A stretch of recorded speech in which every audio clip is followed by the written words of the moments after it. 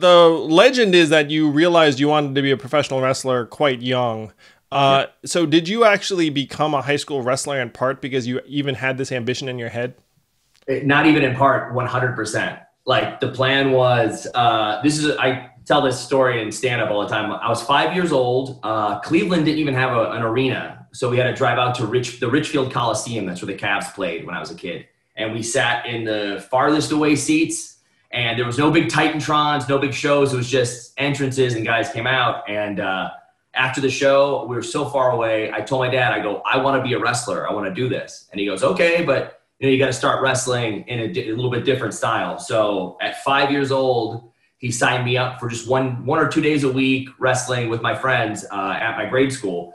And no joke, I walked in the door and go, where's the ring? Where's the chairs? Where's everything? And he goes, no. This is different. And I go, okay. So I did it. And the whole goal through grade school, high school, college even was like, I go, if I can break some records in college and you can Google my name as like this all-time winning wrestler, they'll have to give me a tryout, right? Because, and luckily that's what it was.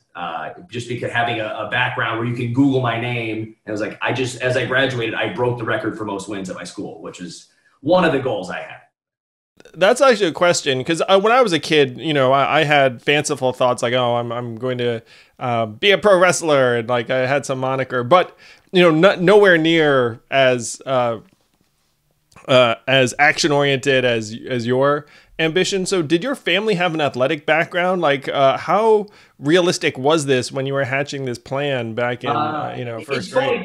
People will go like, oh, I told my parents I was going to Hollywood to become a star, and they're like, yeah, right, or something. But I was a little bit of a showman, or annoying, I guess, always on as a child. Even so, when I was like, hey, this is what I want to do, no one was like, yeah, right. They're like, oh yeah, that makes sense. And I was like, okay. But we made a deal. I made a deal with my parents. I said, this doesn't work out for a lot of people.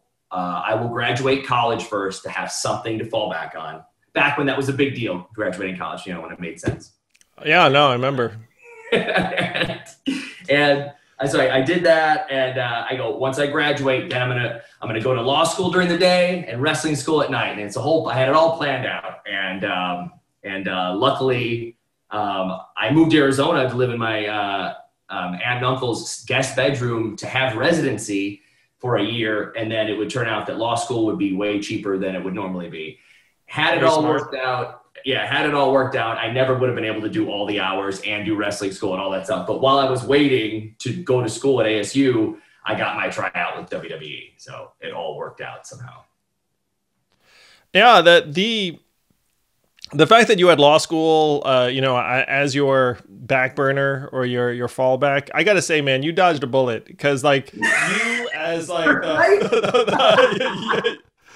you now as like the former champ, like 10-time Intercontinental champ or whatever you are, like headliner versus like another fucking miserable lawyer. I mean, that's like a very very large gap. I would have been so miserable to have like. We used to travel so much before COVID, but I used to have little bags in my eyes. I can't imagine being a miserable lawyer who keeps his shirt on all day long, can't like vent out the frustration, and constantly hoping to be part of work somewhere, like junior partner 20 years later. Oh God. I think I dodged a bullet, I think. Yeah, you definitely did. And the world's better off for it.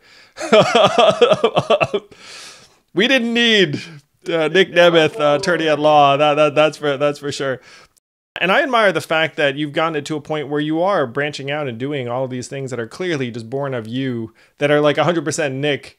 Because I'm sure, I'm sure WWE was not like, hey Nick, you should study comedy for years and years and then go out there and like open mic it up. Like, I doubt that was high on their list. So tell me about how that developed, because I love it. I love the fact that that you've taken up another crowd despite being at the top of your field, and gone to another field that is brutally difficult, very unforgiving. Like there's no faking it. Your fame. And the built-up affection that some of the people in the audience have for you lasts for approximately 2 seconds. And then it's like, hey, if you can't make me laugh, then fuck you. So like, so how the heck did you start pushing in that direction? Okay, there's a couple pieces there. One, it's very similar to wrestling, which is wild. Like it's you on the road, you travel, but with wrestling, there's someone else in the ring that you can blame or play off of or something. But no matter what, when you go up on that stage, I am still nervous. I'm at like, I don't know, 50 or 60 shows I've done, something like that. And I go up there and I have a whiskey beforehand and I go up there and I'm like nervous.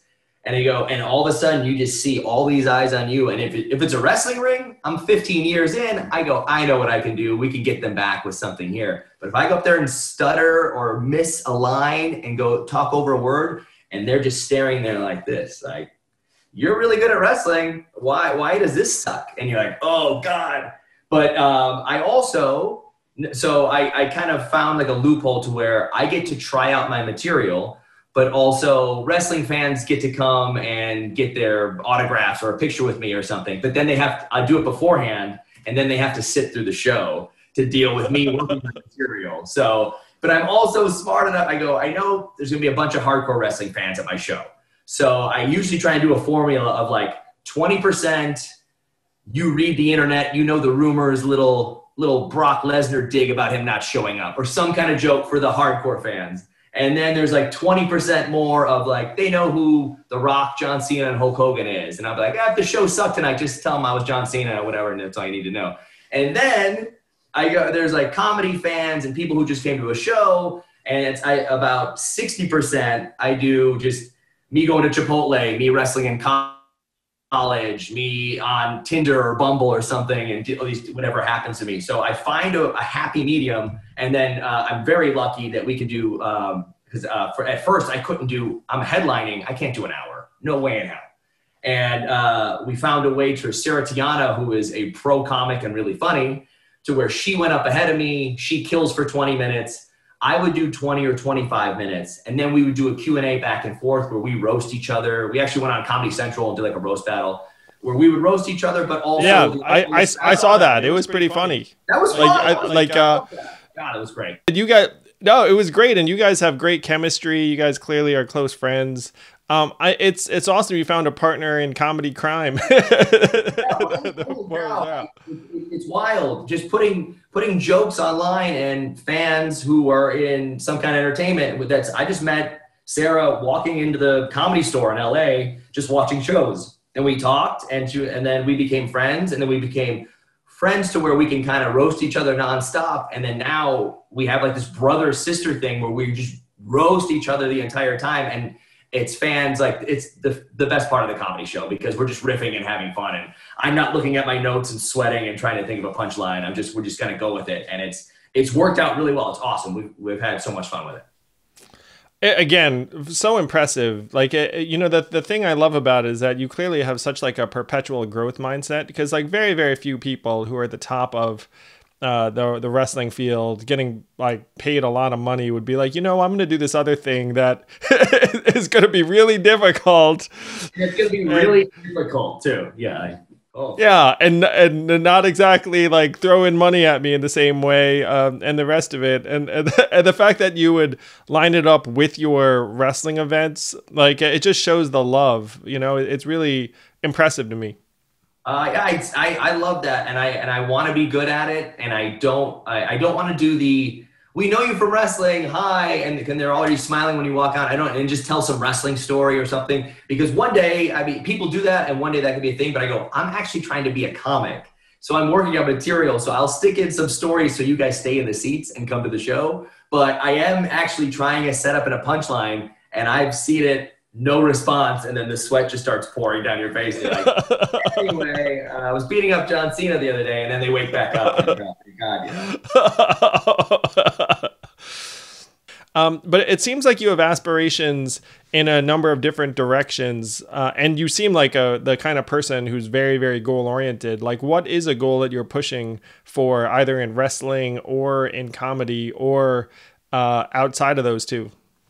It's a little bit of everything. I pride myself. Even when I just used to play sports and want to be on Saturday Night Live as a kid, I am really goal oriented, and every day, even to like, I'm gonna have pizza on Thursday, so let's get a second workout in on Wednesday. And if you don't get it done, you're not gonna get the pizza. Like, I even do that every week. So I do have the goals, and this year until COVID hit, I was gonna double the most amount of shows I had ever done in a year. We just announced a bunch of different things. And I was going to double those shows. And I'm not a fantastic comedian, but I'm okay. And I'm learning and getting the reps in. And I really wanted to double those shows this year. And I'm kind of half and half between Phoenix and LA. And I was going to start getting a couple different, working on some TV and movie stuff. And right now, most things are shut down. But the goals are to use that I can be used for a funny political analyst in the back pocket, technically a comedian, technically a TV show guy. I did a movie, a WWE Studios movie, Countdown, which was really bad, but I was pretty decent in it. And to have all these, and the wrestling and all these things in my back pocket, to where, just like when I was getting called up that last time and didn't want to get fired, to where I go, here's every option. I am a modern day Renaissance man. What would you like me to help you with? This TV show, this YouTube show, this comedy tour, and to have everything in my back pocket, to where, much like, hoping WWE has no option but to put me on TV, much like LA has no option but to take me for something or meet for a pitch meeting because of all this stuff. So it is those goals every day and hitting them. Thank you for listening in. I hope you enjoyed this conversation. If you did, please do subscribe to Yang Speaks and click on notifications so we can let you know every time we have a new episode.